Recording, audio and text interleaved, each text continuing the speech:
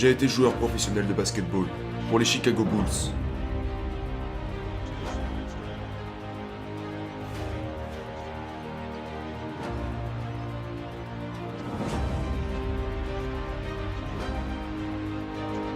Si je devais retracer mon évolution a commencé lors de mon arrivée à l'université et que j'ai marqué à la dernière minute contre Georgetown en 1982. Je ne savais pas vraiment comment j'avais fait ça. Ça a réveillé une personne en moi. Une personne qui voulait exceller, qui voulait lutter, atteindre les sommets et devenir un des meilleurs, voire le meilleur. Ça m'a motivé.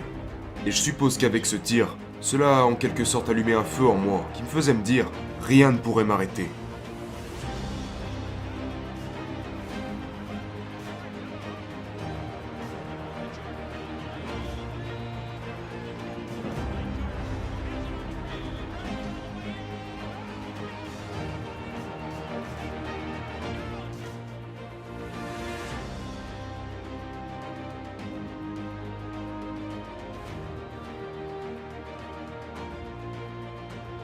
Je voulais exceller et me démarquer du reste du monde.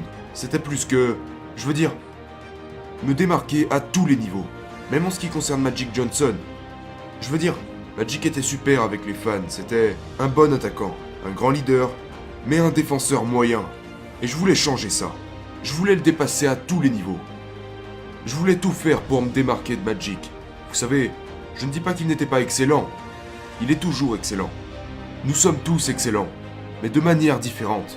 Et ça, c'était vraiment motivant pour moi. Ça l'est encore aujourd'hui.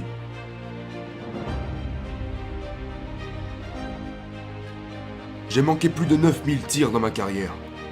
J'ai perdu plus de 300 matchs.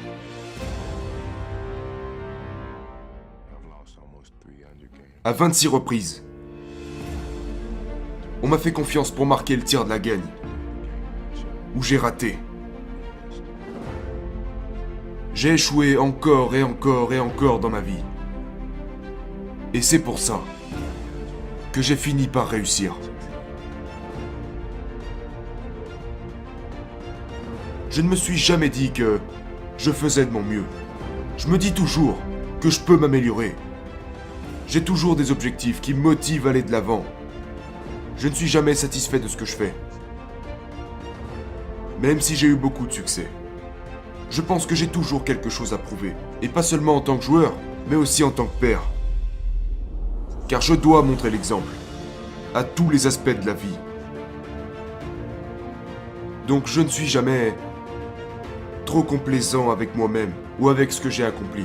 Quand j'arrive au point où je pense que je ne peux plus m'améliorer, j'arrête le basket. J'ai toujours le sentiment d'avoir un palier que je n'ai pas encore atteint. En termes de compétences ou d'attente envers moi-même. Je vais toujours me pousser à faire certaines choses ou surpasser certaines choses. Et tant que je ferai ça, ma route vers le succès va continuer de s'étendre.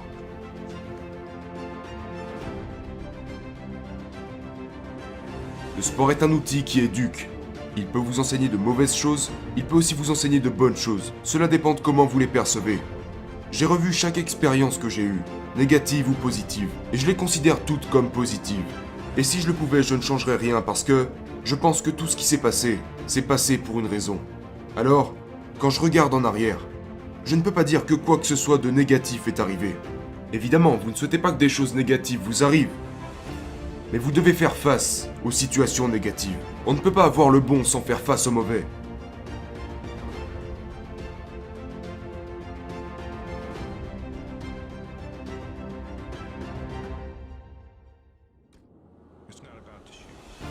Il ne s'agit pas des chaussures. Il s'agit de savoir où est-ce que vous allez avec. Et de ne pas oublier d'où vous avez commencé.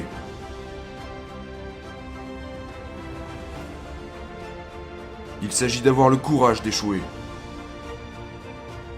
De ne pas succomber lorsqu'on est brisé. Prendre tout ce qu'on vous a donné et en faire quelque chose de meilleur. Avant la gloire, il y a le travail. est ce qu'il y a à l'intérieur de vous. Il s'agit de faire ce qu'ils disent que vous ne pouvez pas faire. Ce n'est pas juste les chaussures.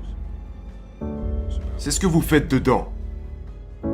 Il s'agit d'être celui que vous devez être. Peut-être que c'est ma faute. Peut-être que je vous ai fait croire que c'était facile.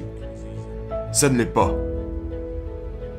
Peut-être que vous connaissez le nombre de tirs à 3 points que j'ai marqués durant les matchs, mais pas ceux à l'entraînement. Peut-être que je vous ai fait croire que chacun de mes tirs avait été réussi. Ou que mon jeu s'est construit sous les feux des projecteurs. Et non derrière le dur travail. Peut-être que c'est de ma faute si vous n'avez pas compris que ce sont mes échecs qui m'ont donné la force. Que la douleur était ma motivation. Peut-être que je vous ai fait croire que le basketball était un cadeau donné par Dieu, et pas quelque chose pour lequel j'ai durement travaillé, chaque jour de ma vie.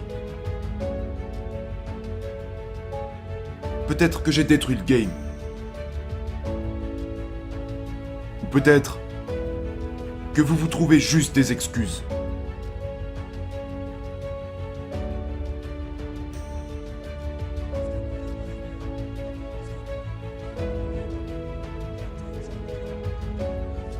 Je m'entraîne comme si j'étais en plein match.